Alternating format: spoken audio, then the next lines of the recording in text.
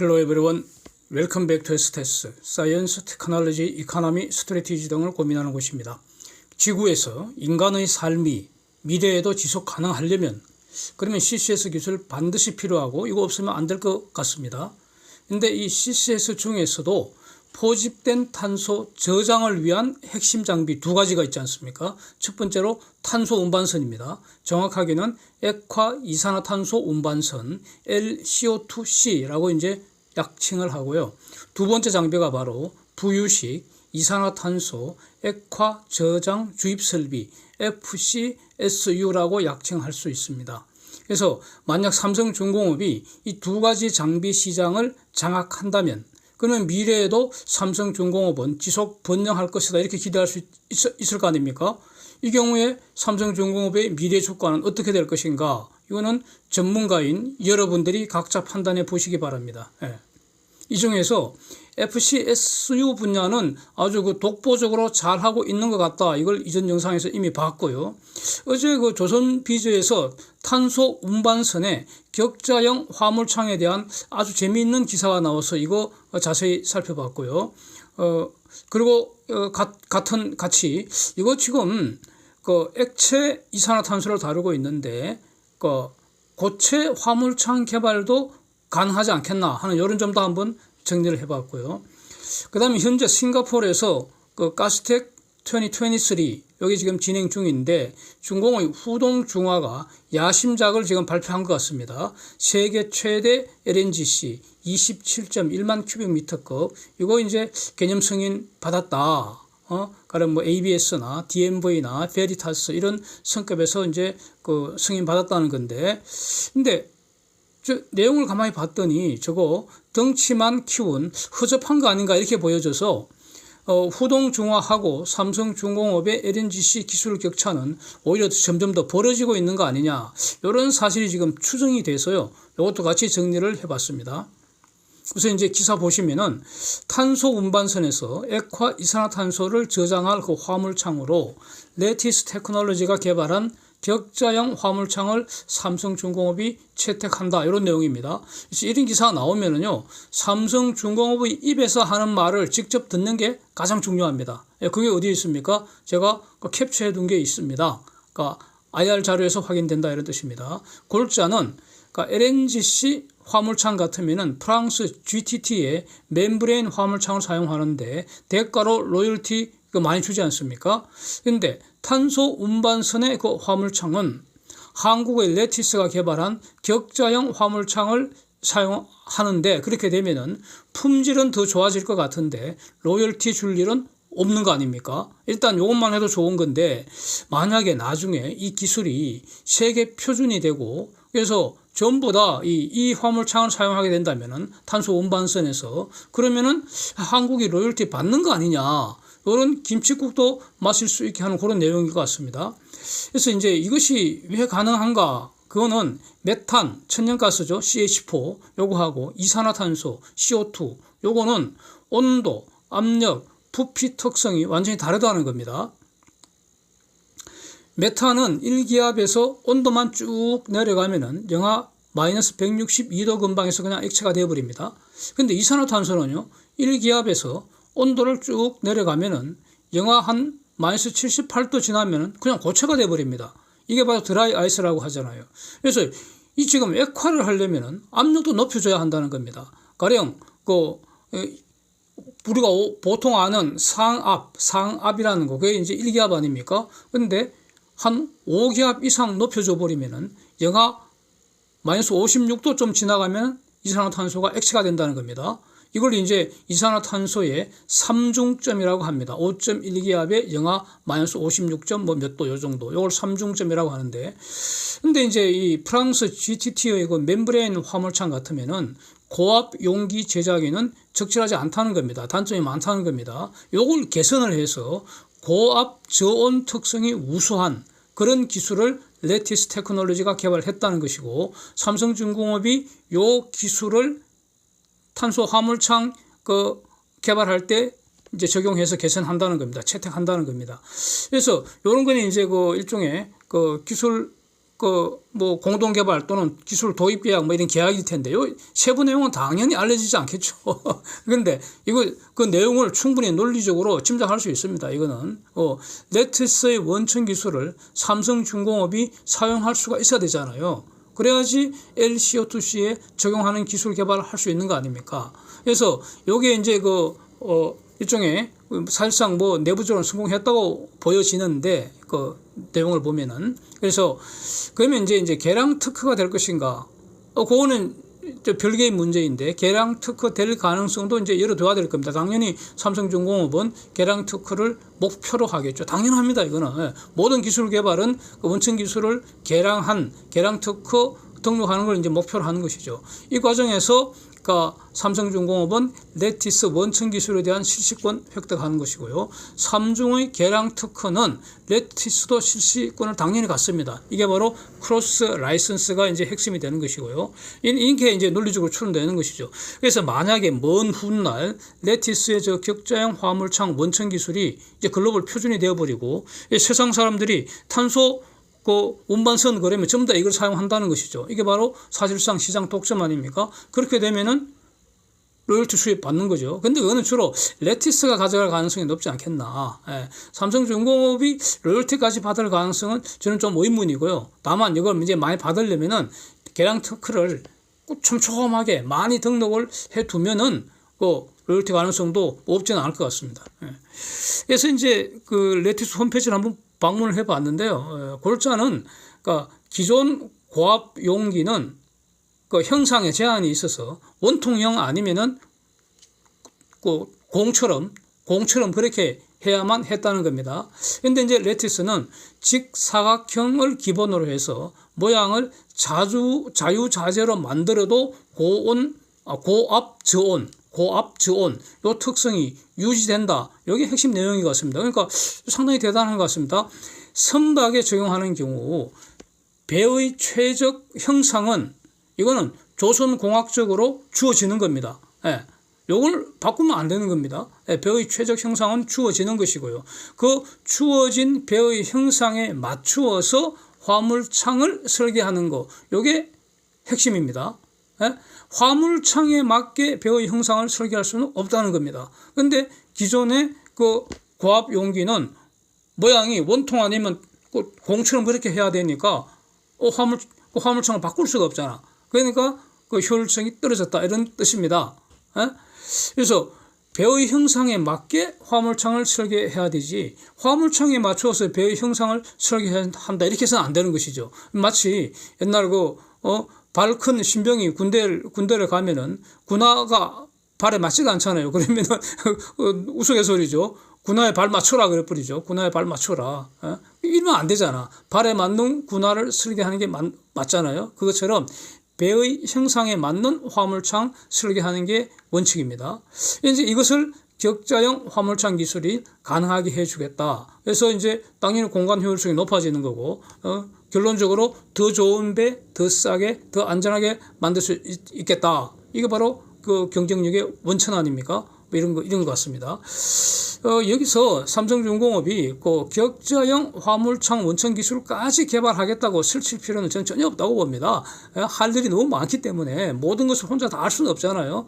지금처럼 다른 기업이 개발해 놓은 그 좋은 기술을 다시 잘 활용해서 삼성중공업한테 최적화된 그런 응용 기술을 또 추가로 또 개발하고요. 이걸 이제 서로 협력하는 거 아닙니까? 그래서 윈윈하는 그런 전략이 저는 우수하다고 봅니다. 이게 갈 길이라고 봅니다. 그래서 잘하고 있다고 생각되고요.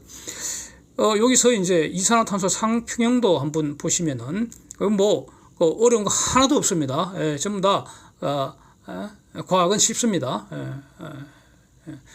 기체의 상태 방정식이 이제 개념 지식인데 PV equal nRT라고 합니다. nRT. 여기서 상태, 고체, 액체, 기체를 결정하는 변수는 세 가지가 있습니다. 압력, 온도, 부피입니다. 압력, 온도, 부피. 각자가 독립 변수입니다. 그래서 독립 변수 세 개가 있으니까 이걸 동시에 다 표시하려면은 3차원 그래픽이 필요한데 그림 보시면은 부피 변수는 생략이 되어 있죠. 그래서 세로축 즉 Y축에 압력을 그렸고요. 가로축에 즉 X축의 온도를 표시한 2차원 그 그림이 됐다 이런 뜻이고요. 그래서 이제 1기압 상온 그러면은 온도는 오른쪽으로 갈수록 올라가고요. 압력은 위로 갈수록 높아진다 이런 뜻 아닙니까? 저 그림이. 예? 그래서 그 1기압 상온에서 이산화탄소는 기체로 존재하는 사실이 이제 확인이 되고요. 그래서 왼쪽으로 온도를 슬슬 내려가면은 그러면 액체가 안 되고요. 1기압 상태에서 마이너스 78도 근방에서 바로 고체가 된다. 드라이 아이스가 된다. 이거를 저 그림이 말하고 있다는 겁니다. 그래서 왜 액체로 합니까? 부피가 줄어들기 때문인데 무게는 전혀 변화가 없습니다. 그래서 그 기체 상태 방정식 PV 이퀄 nRT에서 변수는 PVT 세 가지뿐이고요. 질량은 그 변수가 아니라는 겁니다. 그래서 그 액체로 하건 기체로 하건 고체로 하건 무게는 변화가 없다. 이게 특성입니다. 특성. 그래서 그 일반적으로 고체가 액체보다 더 부피가 줄어들지 않습니까? 그리고 또 고압이 저압보다 돈이 더 듭니다. 1기압 그러면은 그냥 추가로 돈 들 필요가 없습니다. 1기압은 그냥 그 표준 기준 기압이니까. 그래서 5기압 마이너스 56도 이때 액체가 되고요. 1기압 마이너스 78도 이때 고체가 되니까 그래서 고압이 1기압보다 돈이 더 들고요. 또 저온으로 내려갈수록 돈이 더 들지 않습니까? 그러면은 5기압 마이너스 56도 액체, 1기압 마이너스 78도 고체, 이 양자를 비교 선택할 수 있는 거 아니냐 저거. 그래서 경제성이나 기술적 용이성, 뭐 안정성 이런 거 다 비교해서 지금 고체 화물창 개발도 당연히 이거 고려해야 되는 거 아닙니까? 그래서 삼성중공업이 당연히 이런 거 검토하리라고 저는 생각합니다. 그래서 혹시 나중에 그 고체 화물창 개발됐다는 그 기사가 뜨면은 요 내용도 같이 기억해 주시면 감사하겠습니다. 네. 다음에 그 후동중화 야심작 한번 보겠습니다. 세계 최대 LNGC 개발해서 뭐 여러 성급들한테 이제 합격했다 뭐 이런 내용인데 이 내용을 봤더니 27.1만 큐빅미터급 개발했다는 겁니다. 그래서 저는 뭐 그 준공이라고 해서 뭐 그 깔보고 그런 거 전혀 아닙니다. 뭐 표명할 그 마음이 전혀 없습니다. 그냥 냉정하게 객관적으로 딱 볼 때 실속 없이, 즉 요소 기술 어떤 발전 없이, 무슨 그 요소의 핵심 기술 발전이 있어야 되는데 그거 없다. 그러니까 실속이 없다. 그냥 덩치만 키운 거 아니냐 이렇게 보인다는 겁니다. 그래서 덩치만 키운 거는 저는 의미 없다고 보고요. 그냥 그 설계 엔지니어들 심심풀이 후작질한 거 아니냐 이렇게 보인다는 겁니다. 혹평입니다. 그런데 저는 어떤 그 감정적으로 대응한 거 아니고요. 냉정하게 객관적으로 판단했다고 봅니다. 연구하니 근거는 이렇습니다. 우선 기존 세계 최대 LNGC는 Qmax급이 있습니다. 최대 용량이 26.6만 큐빅미터급이고요. 그러니까 지금 후동중화가 했다는 거 27.1만 하고는 0.5만 차이 나기 때문에 그거는 그냥 26.6만 큐빅미터 기존의 그 Qmax급의 그 약간의 설계 변경하면은 27.1만 나온다는 겁니다. 그거. 기존의 표준 사이즈가 17.4만 아닙니까? 이것도 약간 설계 변경하면은 용량 조금 더 늘어난다는 겁니다. 그러면은 기존에 있는 Qmax급 26.6만 큐빅미터 이거 삼성중공업이 건조해서요. 카타르가 지금 사용 중이라는 겁니다. 이거 벌써 교체 주기가 돼 갖고요. 교체 발주해야 하는 이런 내용을 이전 영상에서 이미 다룬 바가 있지 않습니까? 그래서 저 Qmax보다 좀 작은 것이 Q플렉스급이라는 겁니다. 그거는 이제 21 큐빅미터에서 21.7 큐빅미터 이렇게 이미 다 존재하고 있는 것들입니다. 그래서 그동안 한국의 빅3가 사실상 이거 Qmax급 이거는 그 세계 독점했던 거 아닙니까? 후동중화가 개발했다는 27.1만 큐빅미터 저거 그 길이는 기존의 Qmax급하고 같다는 겁니다. 1128피트로 동일하다고 그 기사에 나와 있습니다. 그래서 결국 기존의 한국의 Qmax 그거 뺏기기 연습한 수준 아닌가 싶다 이겁니다. 현재 그 표준 사이즈 17.4만 큐빅미터 이것도 약간 그 설계상 취사 선택해 버리면은 그 화물량은 조금 훨씬 더 늘릴 수 있습니다. 예. 지금 이렇게 하고 있는 거 아닙니까? 그래서 현재 그 카타르나 알래스카 LNG 프로젝트 이런 데에서는 Q막스급 LNGC 수요가 지금 적지 않습니다. 예. 더 크게 하려고 하는 거죠. 그러니까 이거는 주로 파나마 운하나 수에즈 운하 통과할 필요가 없는 루트, 주로 이제 아시아로 오는 거겠죠. 요 루트에 이제 투입을 하게 될 텐데, 문제는 그 선박 건조 기술이 아니고요. 그러니까 키우는 거, 선박 덩치 키우는 게 아니고 항만의 그 하역 시설 이런 초대형 선박 운영할 수 있는 다른 인프라, 이것도 같이 준비가 돼야 한다는 겁니다. 예, 이런 점 정리를 할 수 있을 것 같고요. 그러면 이제 제가 삼성중공업하고 후동중화의 기술 격차 벌어지고 있다, 이렇게 판단하는 근거가 뭐냐, 이런 겁니다. 이전에 영상으로 한번 소개한 자료인데 다시 한번 보겠습니다.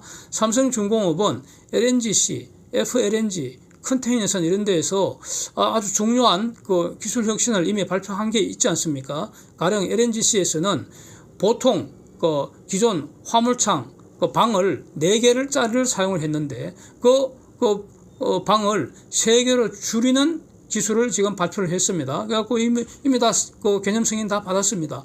이렇게 하면은 일단 멤브레인 사용량이 줄어들겠죠. 그 재료비 줄어드는 거 아닙니까? 그 다음에 이 자연 기화율, 보일 오프 레이트라고 하는데, 이거 줄이는 게 매우 중요한데, 이게 5% 이상 개선된다는 겁니다. 이건 매우 중요합니다. 이거. 예.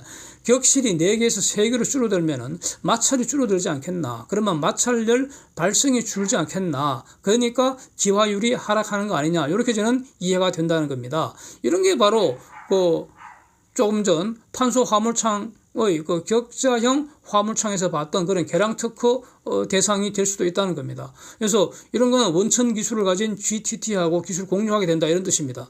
그래서 지금 이런 3개짜리 그 화물창 기술은 같은 GTT의 멤브레인을 쓰더라도 3개짜리는 삼성중공업만 사용하는 것이지, 가령 후동중화는 이런 거 사용 못한다, 이런 게 원칙입니다. 예.